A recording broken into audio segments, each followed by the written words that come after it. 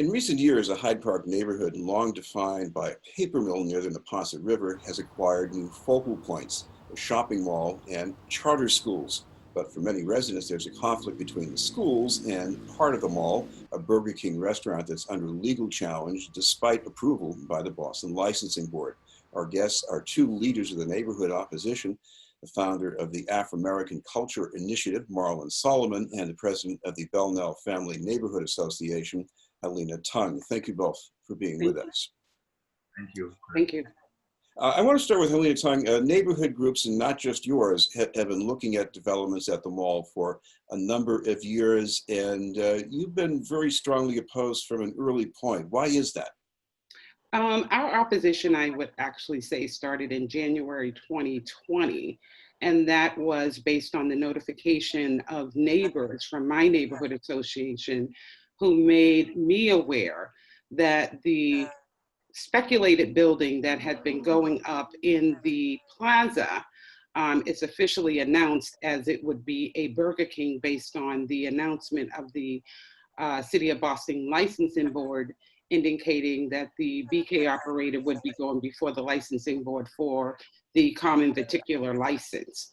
So that is where I would say the uproar in the larger community at wide, not just Belnel, but additional neighborhood associations really were upset to learn that that building that was there and being built, it appeared to be that it would be some form of a restaurant just based on the design. However, there was no, as most buildings would have, coming soon sign or anything of that nature. And even when the licensing board issued the announcement that they would be going before the licensing board for their license, still there was no sign on the building indicating what it would actually be from a visual perspective. So that's when it began in January 2020.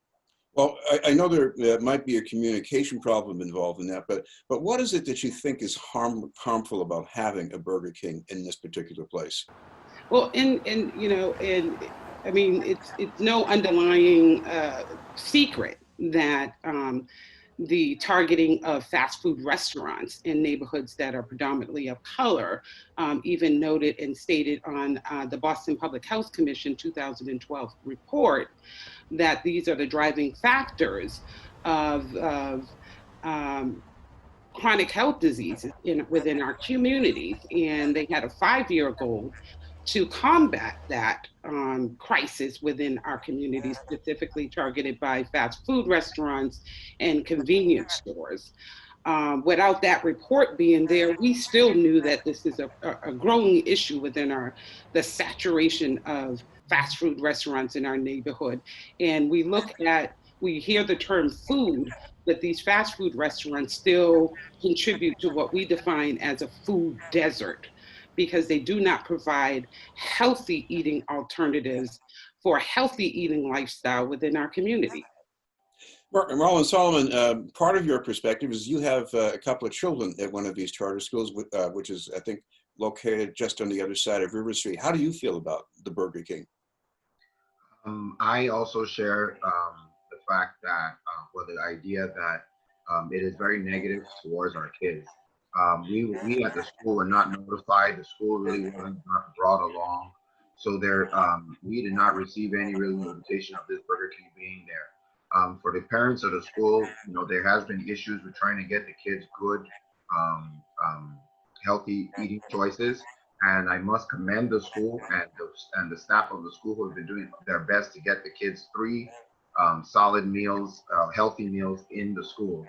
And now they are confronted with having to compete with millions of dollars of advertising and slick marketing tactics that are, the kids now have a choice. Oh, should I eat this food? Which of course is vegetables and things like that.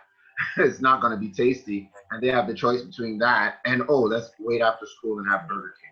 So not to mention all the other things that Burger King's, fast food in general, there have been a lot of crime and things that, and loitering that these restaurants bring into place. Also, the traffic. I mean, it's going to cause a lot of traffic when you're trying to pick up your kids from school. People really need to realize it's literally across the street, closer than the schools. Um, it's closer to the school than their health, than their sports field. Let's put it like that, where the kids play sports. Well, speaking of the location, Marlon, this is on River Street, about halfway between Logan Square and Mattapan Square. From the perspective of at least one person on the licensing board, the saturation of fast food there isn't all that high. So they might be saying, well, what's the problem? Well, the issue is that I'm a civil engineer, and I did an analysis of proximity of fast food to certain schools. I picked schools that were in traditionally redlined areas, like the Jeremiah E. Burke School, Dorchester, as well as Brook High School. I mean, no, not Brook High School, Brookline High School, and Newton South. And I found that the density of fast food in areas of color were 2 to 3 times more than what you find in these other areas. So if the saturation is the issue, also then that needs to be taken into account. Also, the city is not required by any standards to make any studies on this matter. So the idea that a counselor who I don't believe has any a councilman has that doesn't have any credentials to make such a determination on saturation, I want to ask him, where did he get that information on saturation from, or is it just arbitrary? Helena, from following stories about this development, I get the impression that the developers are trying to tell the community that getting something better as far as a food business at this location would be very difficult. What would you say to that? I think the question is listening to the community. The community has spoken. Over 560 residents signed a petition. Over 133 residents submitted letters. Community partners and liaisons have spoken wide and loud in regards to this issue. I think it's really important that we have been trying to work with the developer and discussing alternatives for repurposing this building space rather than moving forward with opening up a Burger King, considering what the detriment would be to our community for a 20-year lease. This has not been successful, which is, as part of this process, is which is, moved us forward to file a civil suit against the BK operator, and the developer has since joined the civil suit action. I want to come back to Marlon, because speaking of analysis, the Centers for Disease Control have tracked consumption of fast food. They found racial disparities in consumption, and even among young people. How does this one place fit into that bigger picture? When you're talking about people of color, we are talking about people who maybe financially don't have all the advantages. And when you are a working middle class person trying to just make it in this life, you have a certain amount of money you spend on your transportation, which now limits you to traveling a distance farther away from where you live. So you're only going to be able to eat along in those areas. So if the access to good food is limited, and if the access to fast food is maximized, then what that would result in is the fact that because I cannot afford to go downtown to get, or to Trader Joe's or some other place that's not in my community, I am forced to eat that food. And that is where the proximity and the traditional redlining of the Boston city has a lot to do with our present day condition and our underlying health conditions, given COVID-19 has shown this to be evident.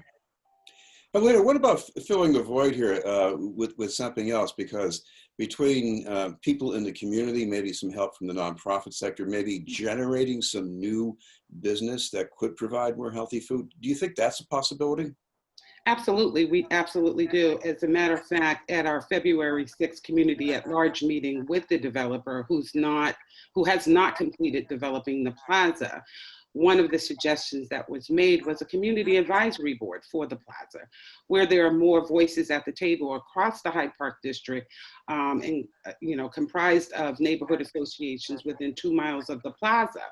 So the goal is to, how do we move forward in the interest of the developer as well as the community? And I think having that relationship of understanding before the first brick goes up, I think is a benefit to all parties involved. Finally, Marlon, I know your agenda here is about having something positive and not just being negative about the Burger King, but you also have an event coming up on October 3rd. Can you tell us a little bit about that? Oh, well, it's a joint event between here, Helena, Belnel, and Afrimerican Culture Initiative. Yes, we have a protest that will be next, this coming Saturday, October 3rd, from 12 to 3 p.m. We will be, just come to the Burger King location, we'll be around there. And we will be just making our voices heard. We're inviting everybody to come down and share in this great cause, to kind of protect our kids from being targeted in this way. Well, thank you both very much for taking the time to join us. For having us. Thank you. Thank you. Thank you. Marlon Solomon and Helena Tonge, thank you very much. We'll have more news in just a moment.